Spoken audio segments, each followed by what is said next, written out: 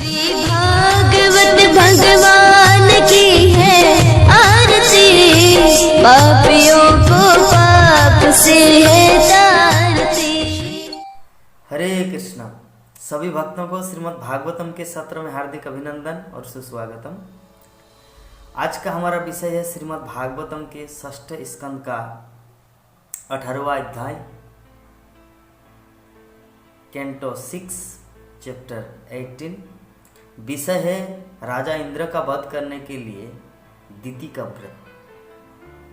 तो इस अध्याय में वर्णन किया गया है कि किस प्रकार कश्यप की पत्नी दिति इंद्र के वध के लिए पुत्र प्राप्त करने के निमित्त उसे किस प्रकार का व्रत या तपस्या उन्होंने की।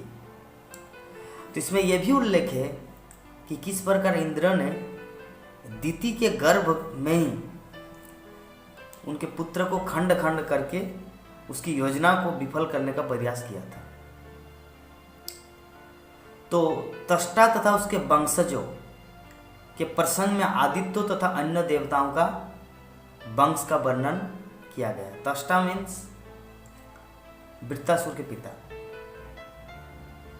तो अदिति के 5वें पुत्र सविता की पत्नी पृश्नि के 3 पुत्रियां सावित्री, व्याहुति तथा त्रयी एवं अग्निहोत्र, पशु, सोम, चातुर्मास्य तथा पंच महायज्ञ नामक महान पुत्र हुए।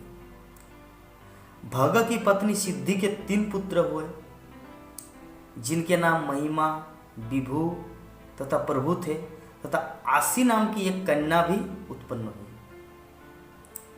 तो धाता की 4 पत्नियों कुहू, सिनिवाली, राका तथा अनुमति से क्रमशः सायं, दर्श, प्रात तथा पूर्णमास नामक 4 पुत्र उत्पन्न हुए। तो विधाता की पत्नी क्रिया से 5 पुरुष पुत्र उत्पन्न हुए जो 5 प्रकार के अग्निदेवों के प्रतिनिधि। ब्रह्मा के मानस पुत्र भृगु ने पुत्र वरुण की पत्नी चरसनी के गर्भ से जन्म लिया और ऋषि वाल्मीकि वरुण के बीज से उत्पन्न हुए।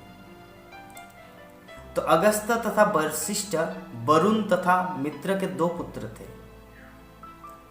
वे दोनों उर्वशी के रूप पर मोहित हो गए तो उनका बीज स्खलित हो गया जिसे मिट्टी के पात्र में रखा गया। उसी पात्र से अगस्त तथा वशिष्ठ की उत्पत्ति हुई। मित्र की पत्नी रेवती के गर्भ से 3 पुत्र हुए, उत्सर्ग, अरिष्ट तथा पिप्पल। अदिति के कुल 12 पुत्र हुए जिनमें इंद्र 11 था। तो इंद्र की पत्नी का नाम पोलोमी मीन्स सची देवी रखा गया। उसके 3 पुत्र हुए, जयंत, ऋषभ तथा मिडुस। पूर्ण पुरुषोत्तम भगवान स्वयं अपनी शक्ति से वामन देव के रूप में प्रकट हुए।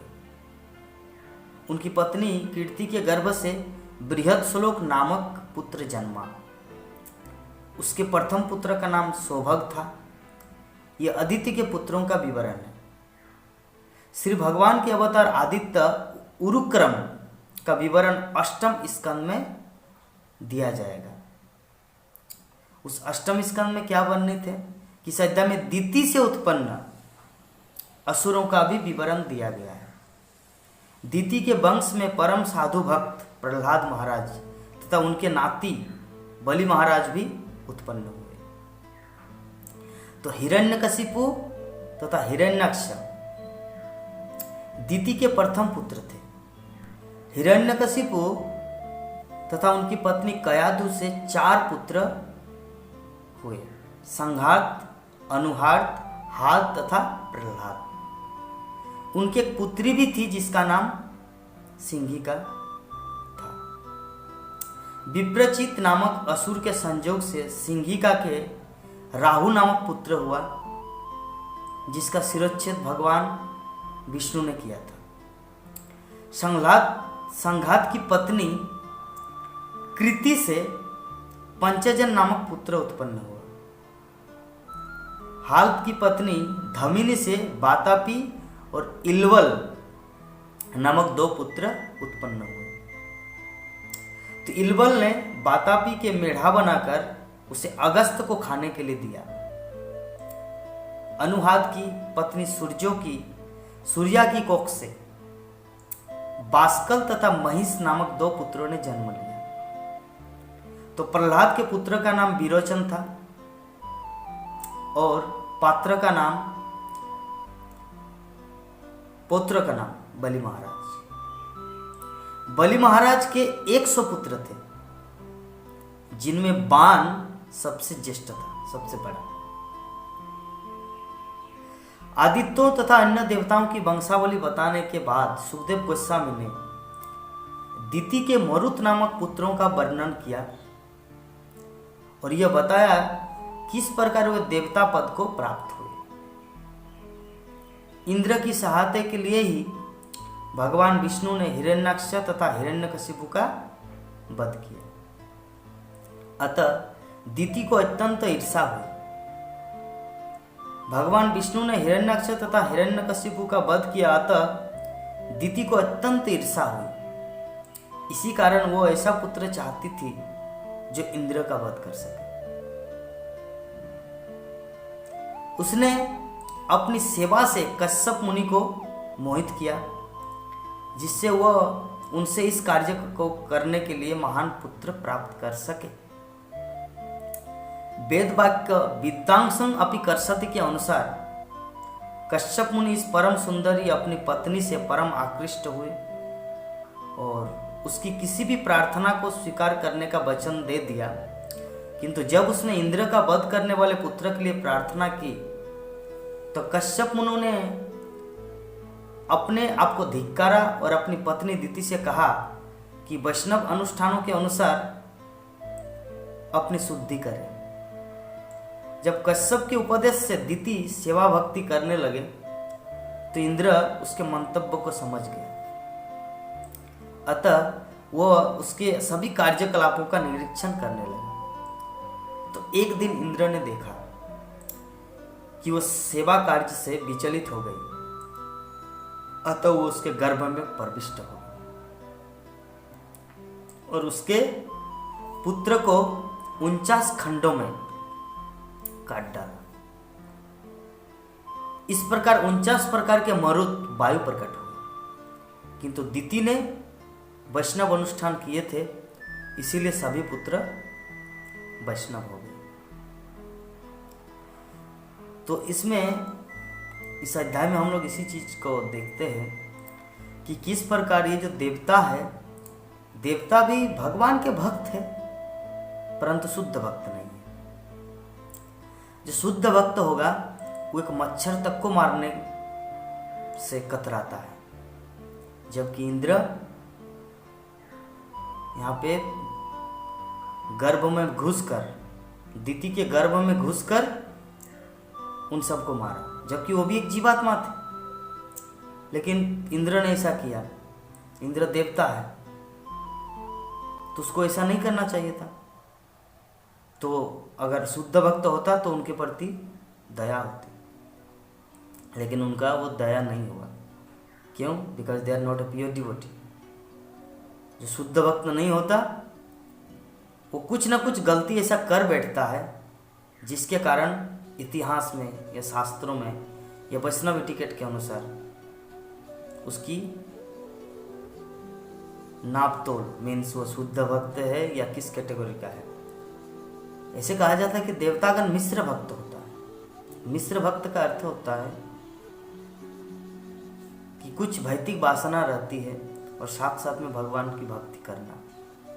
तो इसलिए भगवान ने उन सभी देवताओं को इस भौतिक जगत के, इस मैटेरियल अफेयर्स में उन सबको लगाया है, ताकि इस भौतिक, जैसे कोई सरस्वती मतलब विद्या की देवी सरस्वती, धन की देवी लक्ष्मी, कुबेर कोषाध्यक्ष कैशियर, कोई जल का देवता वरुण देव, वायु का देव का वायुदेव, जल वर्षण करने वाला इंद्रदेव।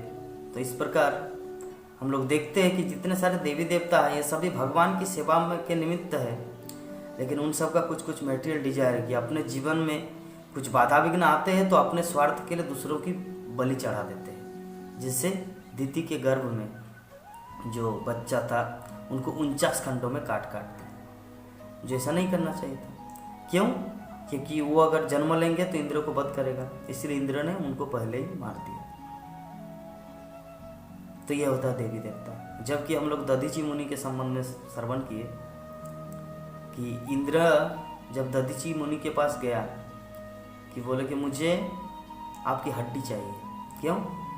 वृत्तासुर का वध करना, वृत्तासुर को वध करने के लिए आपकी हड्डी की जरूरत है। तो इंद्र ने उसको भी मारा, मीन्स दधीची